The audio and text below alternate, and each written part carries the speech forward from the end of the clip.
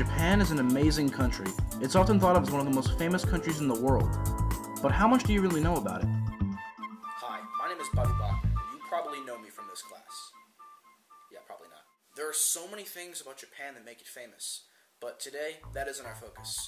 The focus of today is to see how Japan relates to some of the essential questions of humanities.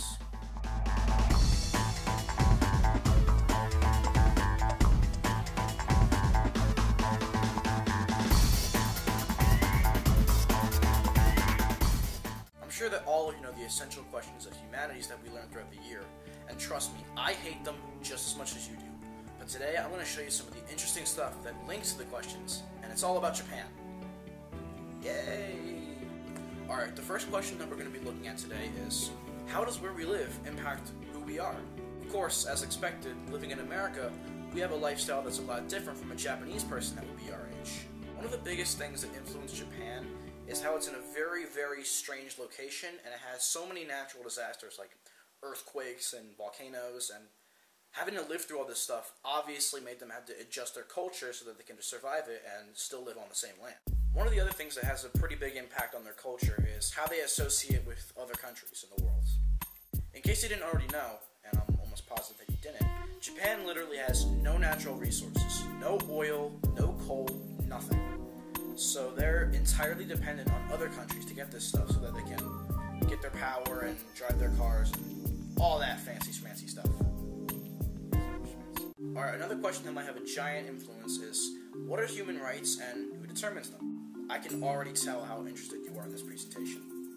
Well, similar to the way America runs, Japan is a democracy, which means they have one elected leader over the country, but he doesn't have all the power.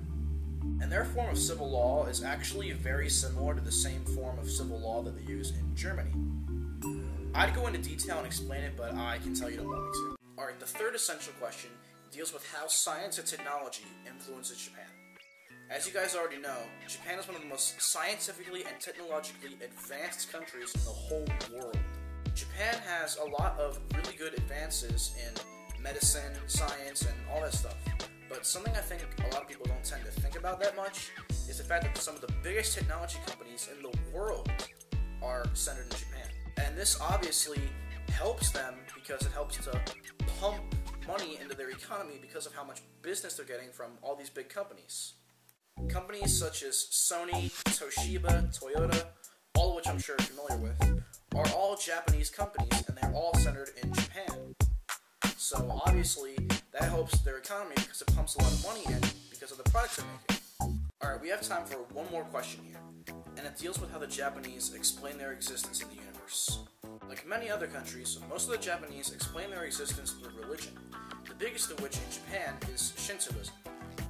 The main beliefs of this religion are impurity, which means to stay pure by not doing anything wrong, and the belief in the afterlife, which has notable links to Buddhism, which is also practiced by a large amount of people in the population, aside from Shintoism.